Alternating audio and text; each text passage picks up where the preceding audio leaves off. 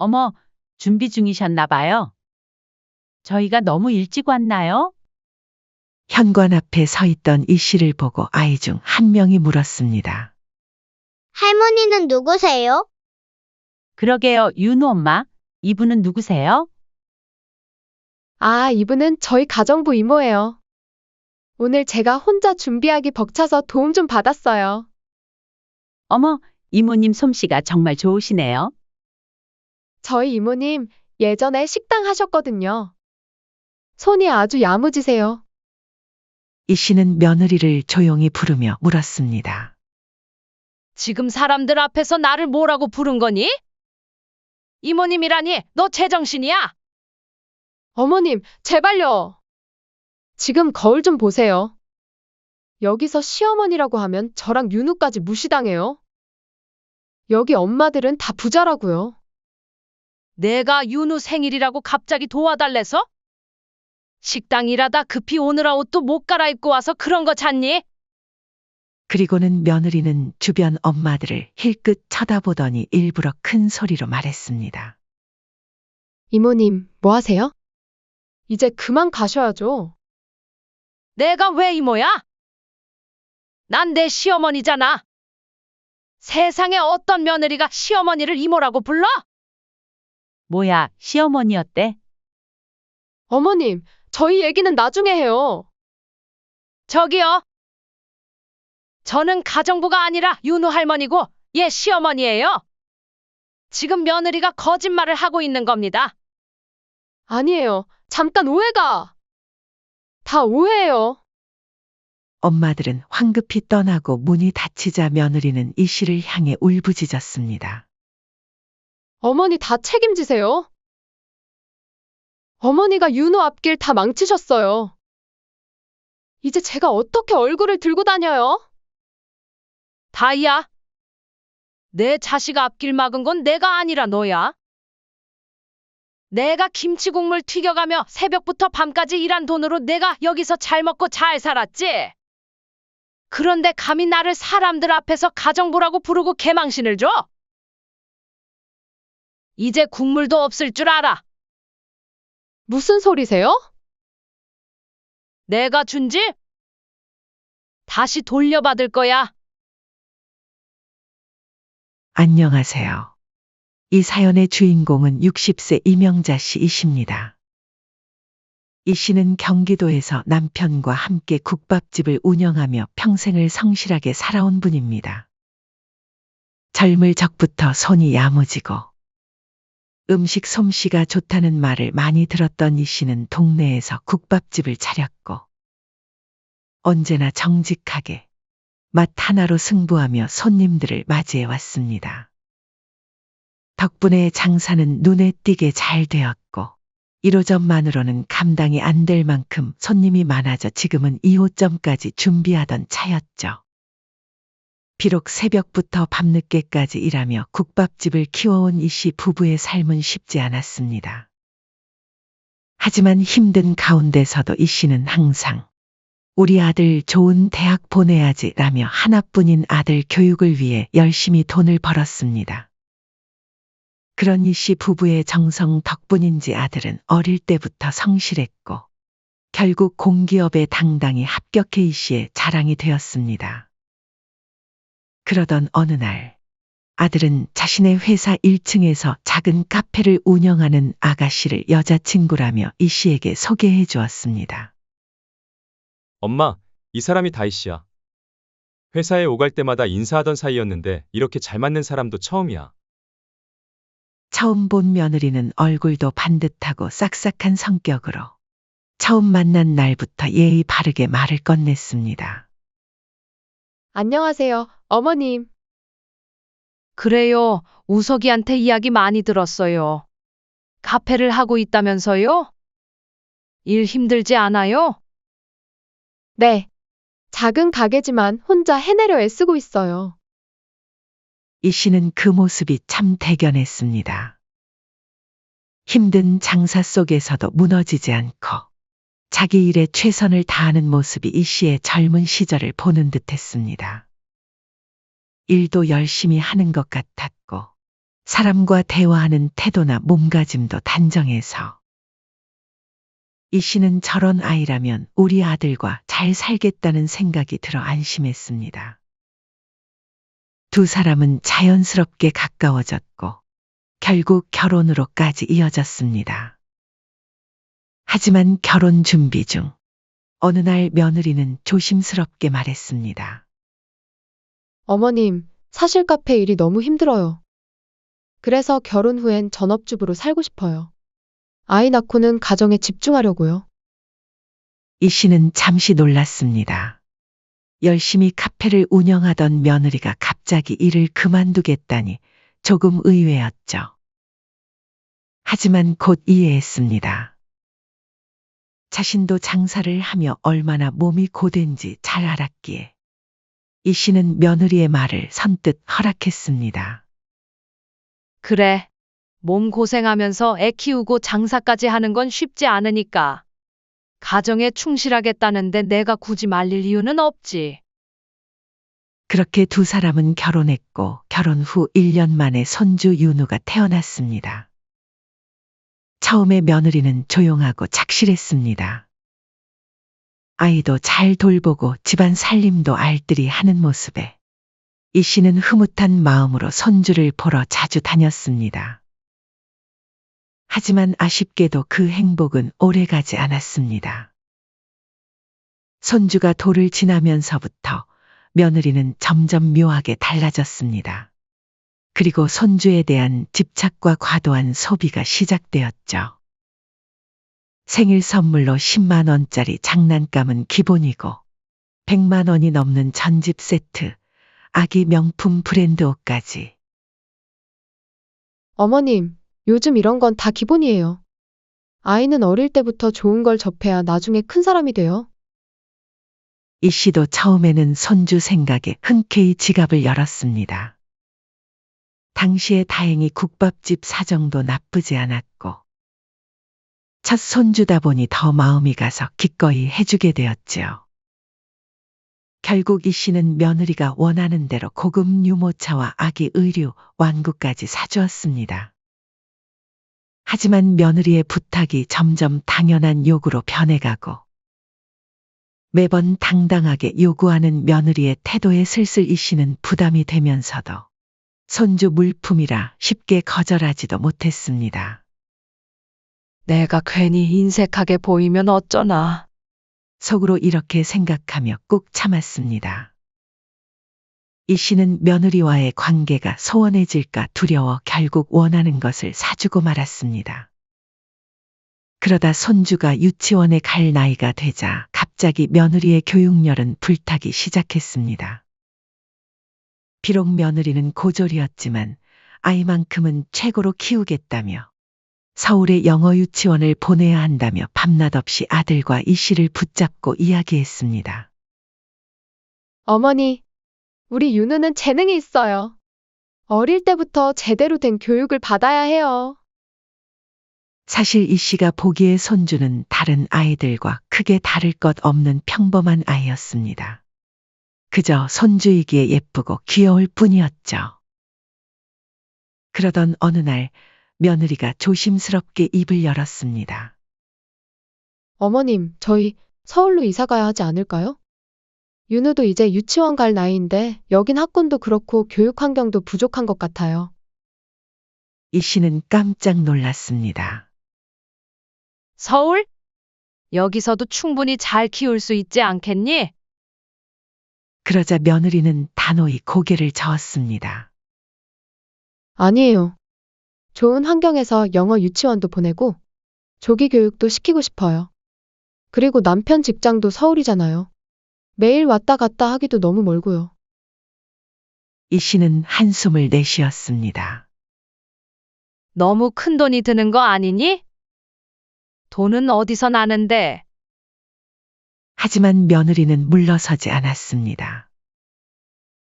어머님, 아버님, 저도 이런 부탁드리기 죄송하지만 저희 형편에는 많이 어려워요. 서울의 학군 좋은 곳에 집을 장만할 수 있도록 도와주시면 평생 감사하며 살게요. 제발요, 손주를 위해서잖아요. 이 씨는 아들을 바라보았습니다. 아들은 어색한 미소를 지으며 말했습니다. 엄마, 저도 처음엔 반대했는데 윤우 교육을 위해선 어쩔 수 없는 것 같아요. 근데 제 월급으로는 서울집 사기는 불가능해요. 아들과 며느리의 요구에 남편과 이 씨는 밤마다 고민했습니다. 이 씨 부부에게는 돈이 있었지만 이것은 2호점을 열려고 마련해 모아둔 자금과 노후 자금이었죠. 그래도 이 씨는 아들 부부를 돕고 싶은 마음이 컸습니다. 그래, 손주를 위해서라면 결국 마음이 약해진 이 씨는 꿈이었던 2호점 개업을 포기하고 그 돈과 노후 자금까지 모두 끌어모아 아들 부부에게 서울 송파구의 아파트를 장만해 주었습니다. 남편은 처음엔 반대했지만 이 씨의 간절한 마음에 결국 동의했습니다. 이 돈이면 우리 편하게 노후 생활할 수 있었을 텐데. 괜찮아요, 여보. 우리는 지금처럼 열심히 일하면 되죠. 손주가 좋은 환경에서 자라는 게 더 중요해요. 아들 부부는 감격해했습니다. 어머니, 정말 감사해요. 저희 아이는 꼭 크게 될 거예요.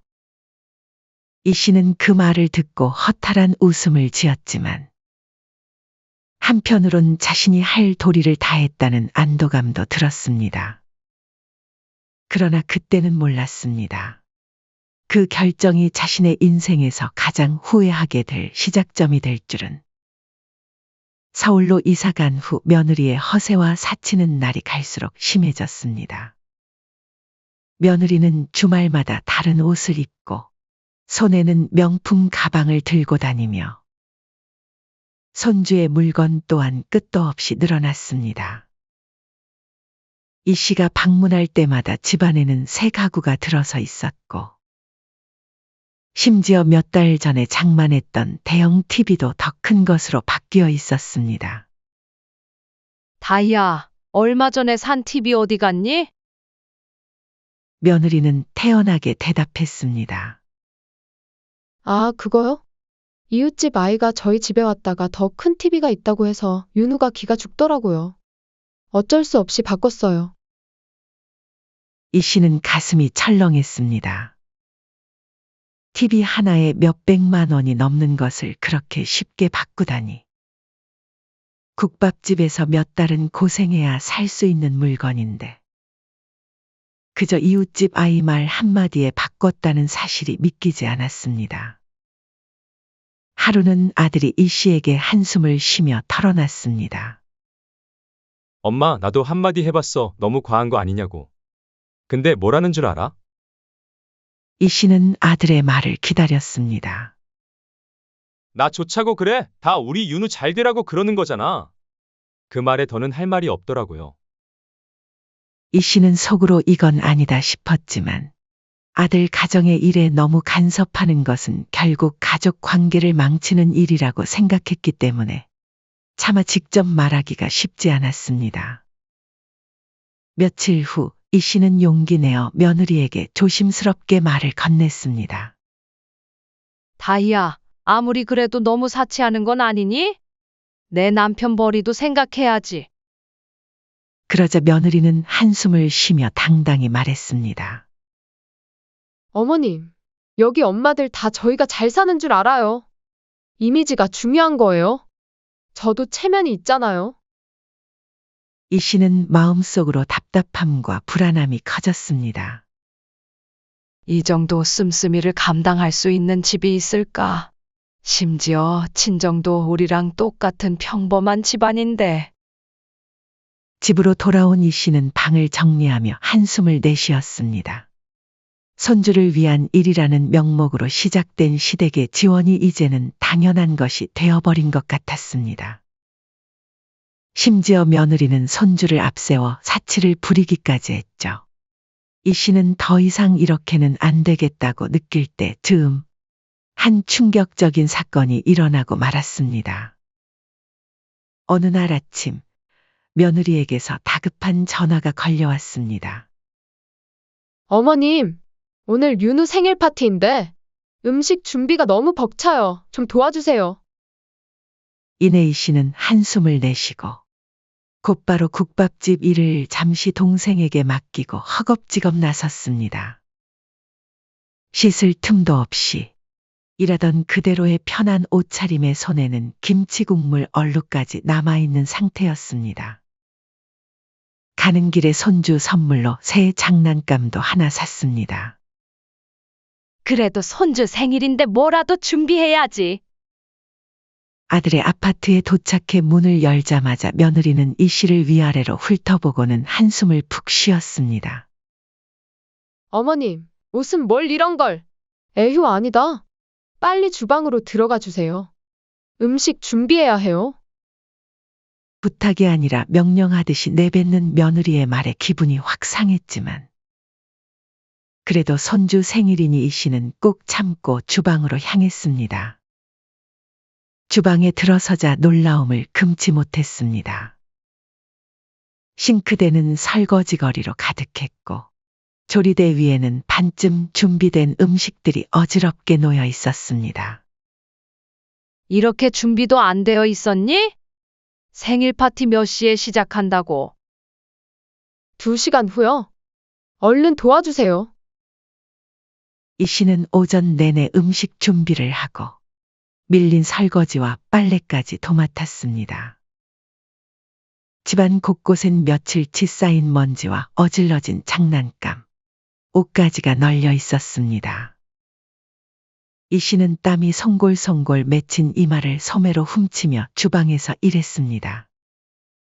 갖가지 생일 음식을 준비하느라 손에는 여러 재료 자국이 남았고 옷에도 얼룩이 더 많아졌습니다. 가까스로 생일 파티 준비가 끝나고 이 씨는 한숨 돌리고 있었습니다. 그런데 그때 며느리가 옆으로 다가와 조심스레 속삭였습니다. 어머님, 제가 돈 드릴 테니 어디 잠깐 나가 계시는 게 좋을 것 같아요. 이 씨는 손을 멈추고 며느리를 바라보았습니다. 왜 그러니? 나도 손주 생일인데 같이 축하해주고 싶어. 그러자 며느리는 쯧 소리를 내며 말했습니다. 아, 어머님, 거울 좀 보고 오세요. 옷은 산티나고 일하고 오시느라 여기 김치 국물까지 묻어 있잖아요. 이 씨는 순간 화가 치밀어 올랐습니다. 손에 물 묻히며 번 돈으로 호화롭게 살면서 자신을 이런 취급하는 며느리에게 서운해서 입을 열어 한 소리 하려는 찰나. 띵동. 현관 벨이 울렸습니다. 며느리의 얼굴이 갑자기 창백해졌습니다. 벌써? 아직 시간 좀 남았는데. 아이들과 엄마들이 한 무리로 들어섰습니다. 화려한 옷차림의 엄마들 사이에서 이 씨의 수수한 모습은 너무도 튀었습니다. 당황한 며느리는 얼굴이 굳었습니다. 한 엄마가 물었습니다. 어머, 준비 중이셨나 봐요. 저희가 너무 일찍 왔나요? 며느리는 당황한 기색을 감추며 억지 웃음을 지었습니다. 아니에요. 어서 들어오세요. 마침 음식도 다 됐어요. 입구에 서 있던 이 씨를 보고 아이 중 한 명이 물었습니다. 할머니는 누구세요? 엄마들 중 한 사람이 멀뚱히 이 씨를 바라보며 말했습니다. 그러게요, 윤우 엄마. 이분은 누구세요? 잠시 눈치를 보던 며느리는 멈칫하다가 환한 웃음을 지으며 거짓말을 내뱉었습니다. 아, 이분은 저희 가정부 이모예요. 오늘 제가 혼자 준비하기 벅차서 도움 좀 받았어요. 그 말을 듣는 순간 이 씨는 정신이 멍해졌습니다. 며느리의 가정부라는 말이 귓가에 맴돌았고 며느리의 말에 너무 놀란 나머지 그 자리에서 아니라고 바로 부정하지 못했습니다. 엄마들은 집 안으로 들어와 이 씨가 준비한 생일상을 보며 감탄했습니다. 어머, 이모님 솜씨가 정말 좋으시네요. 며느리는 더욱 자신감 있게 말했습니다. 저희 이모님 예전에 식당 하셨거든요. 손이 아주 야무지세요. 이에 이 씨는 화가 나기도 했지만 그보다 자신의 노후 자금까지 모두 내어주며 아들 부부에게 집도 사주고 가게 일도 제쳐두고 손주를 위해 와줬건만 며느리는 체면을 위해 남들 앞에서 시어머니를 가정부라고 불렀다는 사실의 깊은 상처와 배신감을 느꼈습니다. 이 씨는 며느리를 조용히 부르며 물었습니다. 지금 사람들 앞에서 나를 뭐라고 부른 거니? 이모님이라니, 너 제정신이야? 그러자 며느리는 얼굴을 찡그리며 속삭였습니다. 어머님, 제발요. 여기서 시어머니라고 하면 저랑 윤우까지 무시당해요. 여기 엄마들은 다 부자라고요. 며느리의 말을 들은 이 씨는 그동안 자신이 바보처럼 희생하고 지원했던 모든 것이 이런 대우를 받기 위해서였나 싶은 생각에 가슴이 아팠습니다. 그리고는 며느리는 주변 엄마들을 힐끗 쳐다보더니 일부러 큰 소리로 말했습니다. 이모님, 뭐 하세요? 이제 그만 가셔야죠. 그 순간 이 씨는 더는 참을 수 없었습니다. 이 씨는 벌떡 일어나 소리쳤습니다. 내가 왜 이모야? 난 내 시어머니잖아. 세상에 어떤 며느리가 시어머니를 이모라고 불러? 이 씨의 호통 소리에 왁자지껄하던 집안은 순식간에 조용해졌습니다. 아이들은 눈을 동그랗게 떴고 엄마들은 수군거리기 시작했죠. 뭐야, 시어머니였대? 세상에 가정부가 아니라? 며느리는 다급히 이 씨의 팔을 잡고 주방으로 끌어당기려 했습니다. 어머님, 제발요. 저희 얘기는 나중에 해요. 하지만 이 씨는 팔을 뿌리치며 소리를 더 높였습니다. 저기요. 저는 가정부가 아니라 윤우 할머니고 얘 시어머니예요. 지금 며느리가 거짓말을 하고 있는 겁니다. 엄마들은 어색하게 서로를 바라보다가 가방을 챙기기 시작했습니다. 한 엄마가 조심스럽게 말했습니다. 아, 윤우 엄마, 가족끼리 뭔가 오해가 있으신 것 같아요. 저희는 이만. 엄마들은 아이 손을 잡고 하나 둘씩 떠나기 시작했습니다. 당황한 며느리는 아이들을 붙잡으며 말했습니다. 얘들아, 케이크 자르고 가야지. 기다려봐. 그리고는 엄마들에게도 매달렸습니다. 아니에요. 잠깐 오해가. 다 오해예요. 다음에 꼭 다시 봬요. 하지만 이미 분위기는 끝이 났습니다. 엄마들은 황급히 떠나고 문이 닫히자 며느리는 이 씨를 향해 울부짖었습니다. 어머니가 다 책임지세요. 어머니가 윤호 앞길 다 망치셨어요. 이제 제가 학부모 모임에서 어떻게 얼굴을 들고 다녀요? 이 씨는 이를 악물고 쏘아붙였습니다. 내가 김치국물 튀겨가며 새벽부터 밤까지 일한 돈으로 내가 여기서 이만큼 잘 살았지. 손주 명목으로 가구며 옷이며 외제차까지 바꿔가며 호화롭게 누린 그 돈 전부 시댁에서 나온 거야.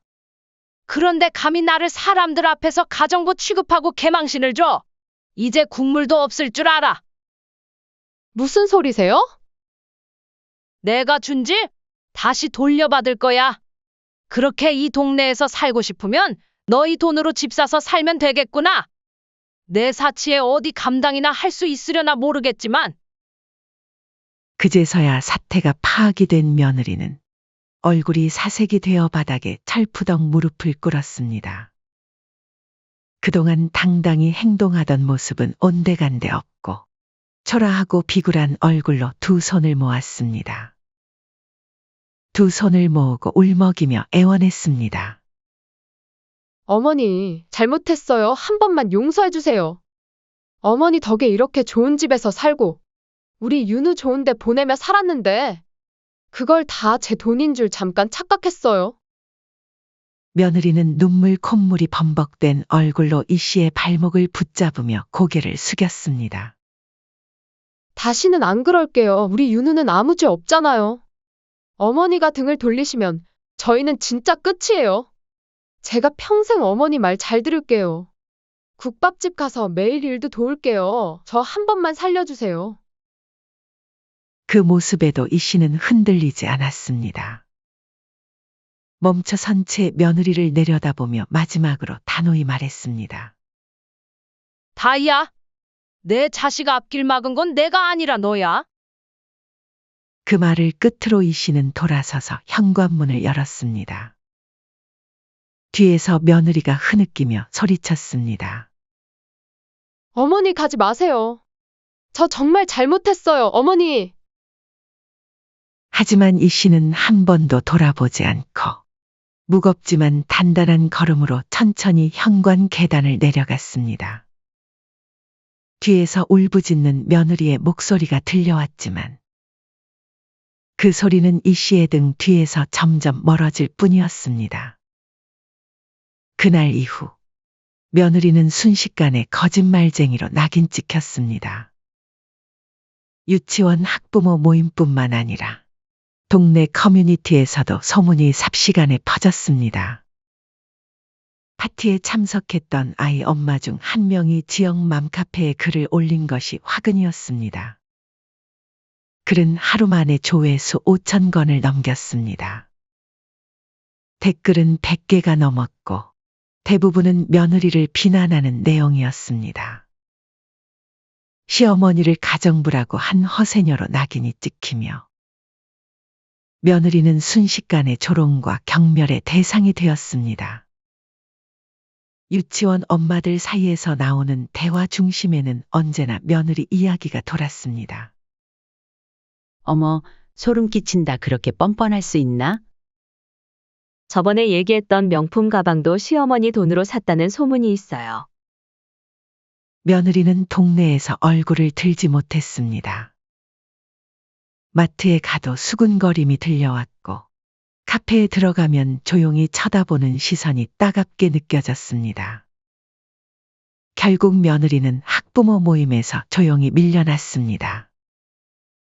모임 단톡방에서 아무도 답장을 하지 않았고 결국 며느리는 단톡방에서 조용히 나갔습니다. 그뿐만 아니라 그 피해는 손주에게까지 고스란히 오고 말았습니다. 엄마, 하윤이가 생일 파티에 오지 말래. 하윤이네 아줌마가 오지 말라고 했대. 손주의 말에 며느리는 눈물을 참을 수 없었습니다. 자신의 어리석은 행동이 손주에게까지 상처를 주고 있었던 것이었죠. 한편 이 소식을 들은 아들은 퇴근 후 깊은 한숨을 내쉬며 이 씨에게 전화를 걸었습니다. 엄마 정말 죄송해요. 이 씨는 묵묵히 듣고만 있었습니다. 그러자 아들은 조용히 고백하듯 말했습니다. 엄마, 저도 알고 있었어요. 그동안 우리 윤우를 위해서라고. 애 엄마가 하는 말 다 맞다고 생각했지만 알고 보면 다 변명이라는 걸요. 아들은 목이 메인 듯 잠시 말을 멈추었습니다. 아내가 사치하는 걸 알면서도 말리지 못했어요.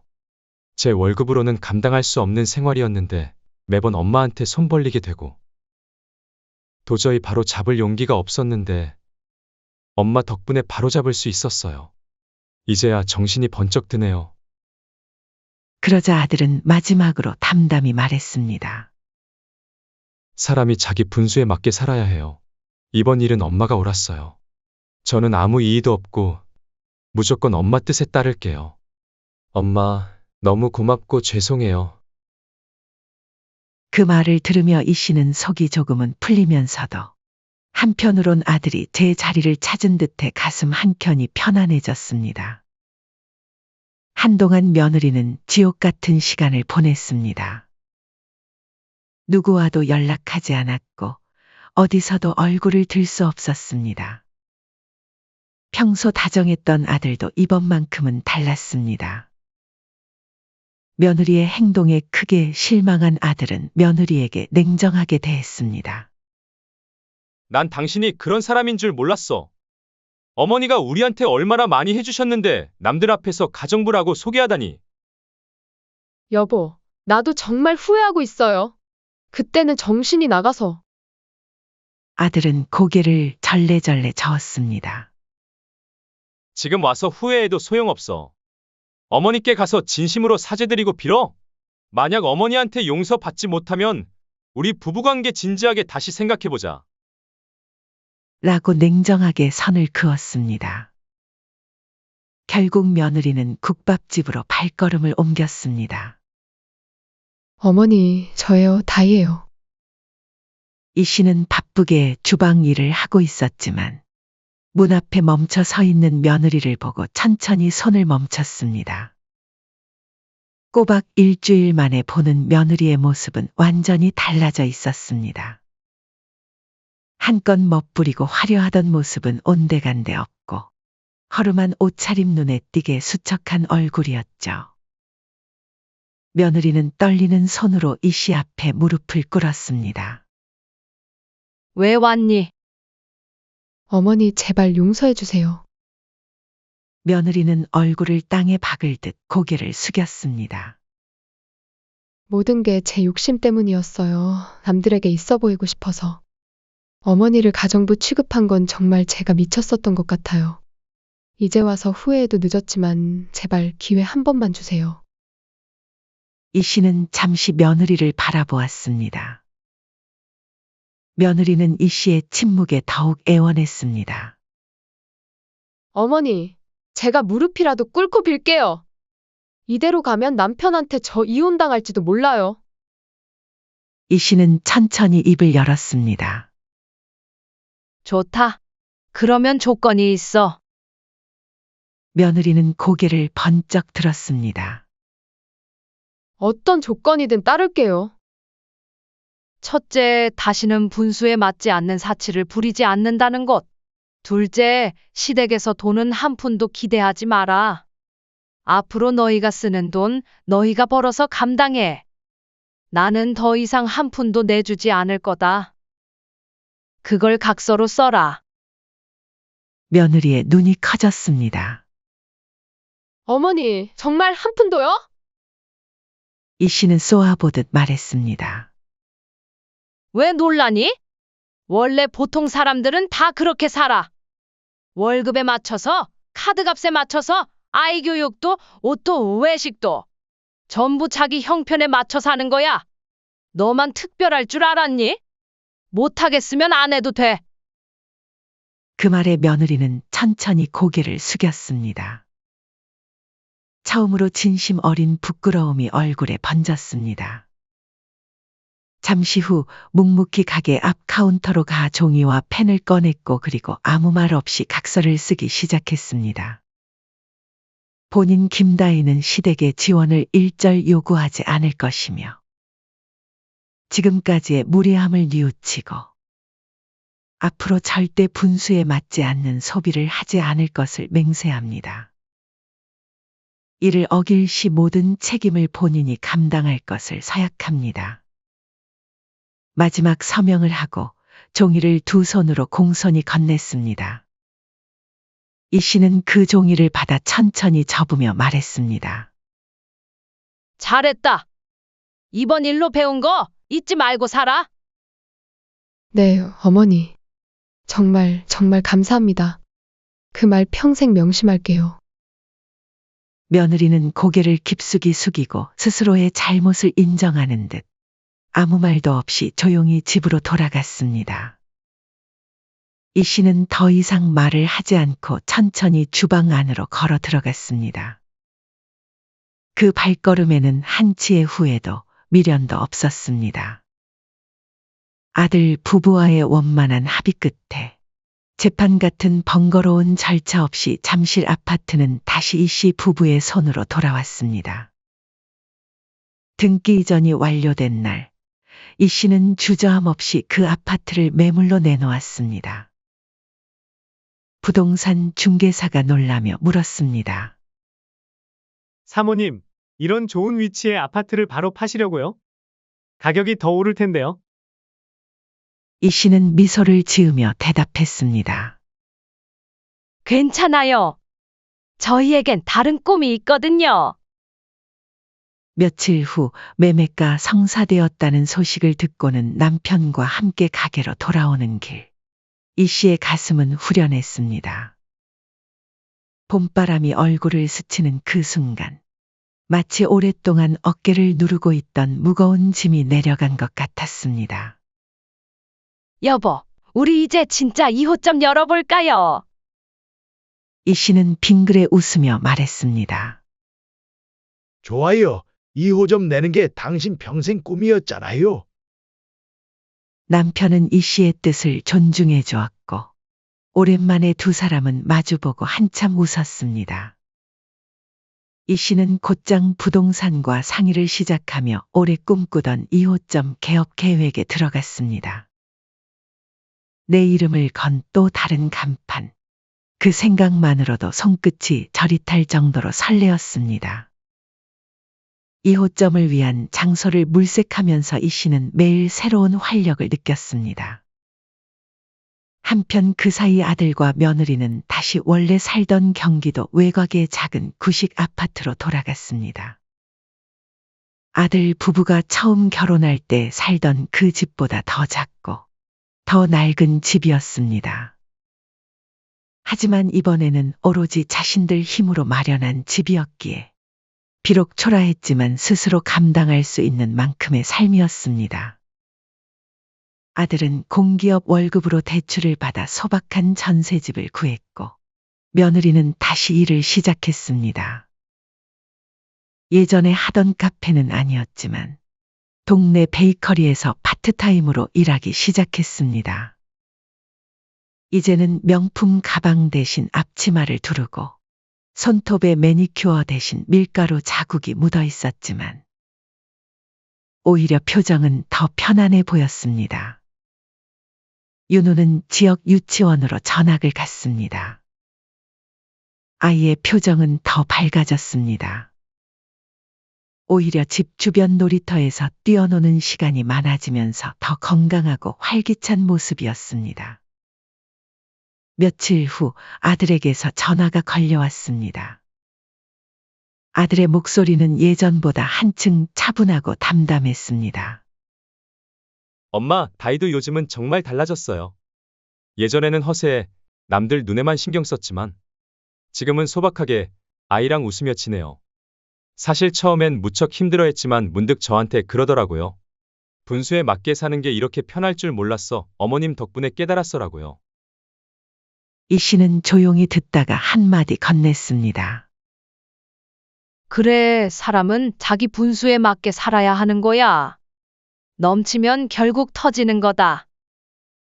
엄마 말이 맞았어요. 예전보다 오히려 가족이 더 단단해진 것 같아요.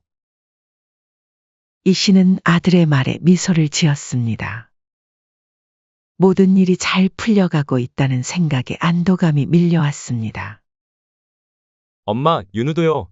요즘은 더 밝아졌어요. 매일 아침 할머니 이야기를 해요. 할머니 언제 오셔? 할머니 보고 싶다고요. 저희 집은 언제나 엄마 환영이에요. 한번 놀러 오세요. 그때 전화기 너머로 손주의 작은 목소리가 들려왔습니다. 할머니, 사랑해요. 보고 싶어요. 이 씨는 손주의 목소리에 눈시울이 붉어졌지만 이내 마음을 다잡았습니다. 됐다, 웃어가.